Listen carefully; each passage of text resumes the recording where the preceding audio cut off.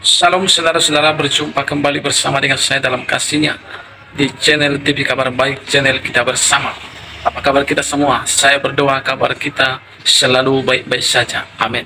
Saudara, viral di sosial media kabar terkini nasib daripada seorang PNS yang telah berhasil membubarkan ibadah di Gresik. Saudara, kita akan tonton videonya, nasib dari seorang PNS akibat dari membubarkan ibadah Kristen. Berikut videonya. Selamat menonton. God bless you. Ya, teman-teman sekalian, kita akan lihat di tempo.co ya.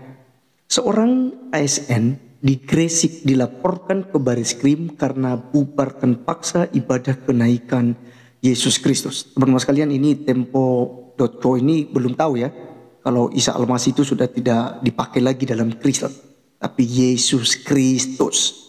Bila lebih bagusnya adalah Tuhan Yesus Kristus ya. Baik, kita akan bacakan ya beritanya. Tempo.co Jakarta, Ketua Umum Perkumpulan Jaga Pancasila Jamrut Khatulistiwa atau Galarua Santiamer Silalahi melaporkan satu aparatur sipil negara atau ASN di Gresik, Jawa Timur yang diduga telah membubarkan ibadah peringatan kenaikan Tuhan Yesus ya. Saya bacakan tetap kenaikan Tuhan Yesus, bukan Isa Al-Masih, karena Isa Al-Masih dan Yesus Kristus sosok yang berbeda ya, tidak sama, kelahirannya beda ya, silsilahnya berbeda, dan juga riwayat kematiannya dan kedatangannya di akhir zaman itu berbeda. Oke, kita lanjutkan. Laporan tersebut disampaikan ke Bareskrim Polri pada 8 Mei 2024. Dia menyebut ASN bernama Yayik Susilawati melanggar kebebasan beragama dan berkeyakinan.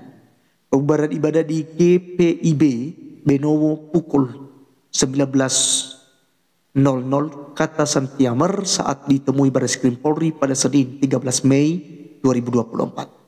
Santiamer mendatangi Bareskrim bersama 3 koleganya di Galarua, sebuah organisasi yang bergerak dalam isu Pancasila, demokrasi, dan kebebasan beragama. Dalam laporan itu, kata Santiamer, dia melaporkan Yayik telah melanggar pasal 175 KUHP. Pasal ini menjelaskan soal siapa saja yang merintangi pertemuan keagamaan yang bersifat umum dan diizinkan dengan kekerasan atau ancaman dapat diancam dengan pidana penjara paling lama 1 tahun 4 bulan. Dia membubarkan paksa. Kami gunakan pasal 175 KUHP, kata dia. Dalam laporannya itu, Santiamer menyebut Galarua membawa barang bukti berupa video dan kesaksian dari pendeta di GPIB Benowo. Senyampang itu ya, Santiamer mengatakan Bareskrim menanggapi positif laporannya itu. Bareskrim menanggapi positif. Mereka meminta bukti berupa perkembangan terbaru. Nanti malam kami sampaikan, kata dia. Dalam video dan pemberitaan media massa, Yayik dan suami membubarkan ibadah malam kenaikan Yesus Kristus Tuhan kita di GPIB Benowo, Gresik. Belakangan Yayik diketahui sebagai salah satu pengajar di SMA Negeri 1 Cerme. Jemaat itu menggelar ibadah di rumah Hormali Sirait, Perum, Kerme Indah, Kerme, Gresik pada Rabu malam 8 Mei 2024. Usai Yayik membubarkan paksa, video peristiwa itu pun viral dan mendapat respons dari masyarakat luas. Ya, jadi teman-teman sekalian, itulah beritanya bahwa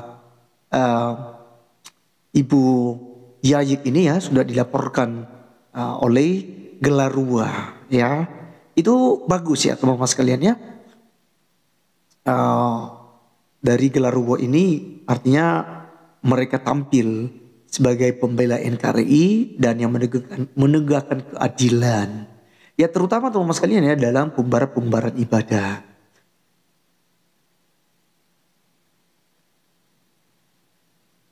Ya, jadi ini ya, ibu ini ya teman-teman sekalian ya, dituntut ya aksi pembubaran kegiatan ibadah umat Kristen ASN Gresik ini diskorsing dan terancam penjara ya. Oke, ya dia dapat ini lagi ya, diberhentikan juga dari apa namanya jabatannya ya, atau sebagai pegawai sipil. ASN yang bubarkan ibadah umat Kristen di Gresik dirumahkan. Ya, kita coba lihat dulu teman sekalian di TV One ini ya, atau Times Indonesia ya, di TV One saja. Oke, kita lihat teman sekalian. Ini orangnya ya. Coba saya besarkan biar teman-teman bisa melihat ya. Ini orang yang radikal ya. Lagi pula mengajak suaminya teman sekalian ya. Saya tidak tahulah seperti apa orang-orang ini yang mengaku beragama, pakai hijab ya kan. Seakan orang yang beragama betul-betul begitu ya. Tetapi itu berhati iblis. Ya, berhati iblis teman-teman sekalian. Takut dengan ibadah Kristen. Oke, kita baca ya teman-teman sekalian di sini ya, beritanya begini. Sosok Yayik Susilawati PNS yang viral bubarkan ibadah jemaat gereja di Gresik kini diskorsing. Oke, GresikTV1.com nasib nahas kini dialami oleh Yayik Susilawati gara-gara nekat menghentikan kegiatan ibadah keagamaan aparatur sipil negara atau ASN di lingkungan pendidikan SMK Negeri 1 Cerme. Gresik tersebut akhirnya dirumahkan alias diskorsing hingga batas waktu yang belum ditentukan dan terancam dimutasi 14 Mei 2024. Berdasarkan data yang dihimpun, oknum aparatur sipil negara yakni Yayik Susilawati yang videonya viral saat membubarkan kegiatan ibadah umat Kristen di Kabupaten Gresik itu tercatat sebagai tenaga administrasi tata usaha. Ya, dia bekerja di SMA Negeri 1 Cerme sejak beberapa tahun silam. Ya, kasihan ya. Indanu Sardini, Kepala SMA Negeri 1 Cerme kepada TV One News mengatakan jika Yayik tercatat sebagai tenaga administrasi tata usaha di sekolah. Akibat perbuatannya, Yayik telah dilakukan pembinaan oleh Kapdin Dispendik Jatim Kabupaten Gresik. Sudah dipanggil dan dilakukan pembinaan kepada yang bersangkutan. Terang Indah Nusa Senin 13 Mei 2024. Ya, masih menurut Indah Nusa, setelah dilakukan pembinaan oleh sekolah maupun Kapdin Pendidikan terhitung sejak Senin 13 Mei, Yayik statusnya telah dirumahkan atau diskorsing dari sekolah hingga batas waktu yang belum ditentukan. Karena untuk kondusifnya di sekolahan, mulai hari ini dirumahkan sampai menunggu keadaan kondusif sehingga yang bersangkutan tidak lagi beraktivitas di sekolah, ungkapnya. Tidak hanya diskorsing, pihak sekolah SMA Negeri 1 Cerme juga sangat menyayangkan aksi yang dilakukan oleh Yayik. Menurut Indah, hal tersebut seharusnya tidak pantas dilakukan, apalagi yang bersangkutan memerlukan seorang aparatur yang merupakan seorang aparatur sipil negara. Ya, jadi itu lebih tepat sekali ya untuk dilakukan yang namanya skorsing ya, dirumahkan teman sekalian ya. Bila perlu dipecat ya, ini dipecat orang-orang seperti ini tidak bisa ya dikategorikan sebagai guru, sekalipun ini hanya sebagai tenaga administrasi tata usaha. Tetapi ya setidaknya pasti juga dia punya pengaruh ya kepada mahasiswa, siswa-siswi, dan kemungkinan besar ya setahu saya karena saya pernah bekerja sebagai tata usaha juga ya di salah satu sekolah, itu biasanya saya akan menggantikan guru yang berhalangan, yang izin ya, atau kepala sekolah misalnya ada kesibukan begitu ya, dan mungkin harus membagikan sebuah tugas kepada siswa-siswi begitu ya. Ya, jadi tetap saja dia akan berhadapan dengan anak-anak ya. Jadi ini kalau dilihat seperti ini ya udah merusak ya, merusak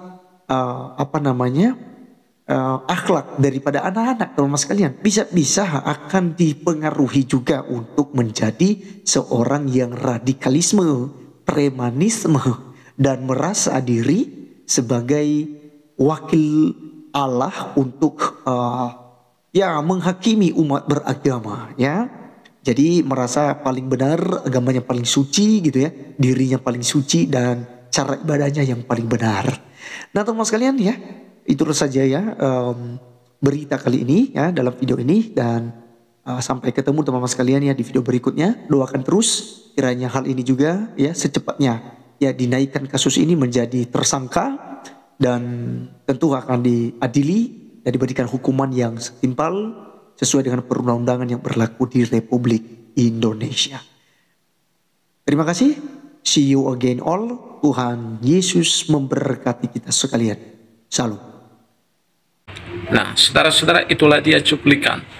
Baru saja kita menonton cuplikan tadi. Saudara, kita tahu apa yang dilakukan seorang wanita ini, seorang ibu-ibu ini. Dia anggap itu adalah kebenaran, dan dia menganggap itu adalah hal yang memuliakan Tuhan. Padahal apa yang dilakukannya adalah ternyata disukai oleh iblis dan perintah daripada iblis itu sendiri. Saudara kasih Tuhan, dalam nama Yesus Kristus, itu sebabnya kita sebagai orang-orang Kristen, mari kita jangan gentar, tetaplah beribadah, memuji, menyembah Tuhan Allah kita dimanapun kita berada, karena kita tahu Indonesia adalah tanah kelahiran kita. Dan saudara kasih Tuhan, kita sebagai orang Kristen juga memiliki hak yang sama untuk beribadah kepada Tuhannya dimanapun berada, sepanjang itu adalah Indonesia. Itu sebabnya kita berdoa kiranya pemerintah ke depannya lebih tegas lagi untuk menindaklanjut orang-orang yang berlaku tidak adil, orang-orang yang berusaha untuk membubarkan ibadah. Saya katakan kepada pemerintah, mewakili masyarakat, jangan pernah gentar menghadapi orang-orang seperti ini. Tangkap mereka, adili mereka, supaya mereka sadar dan bertobat akibat dari perbuatan-perbuatan mereka. Tuhan memberkati kita semua. Shalom.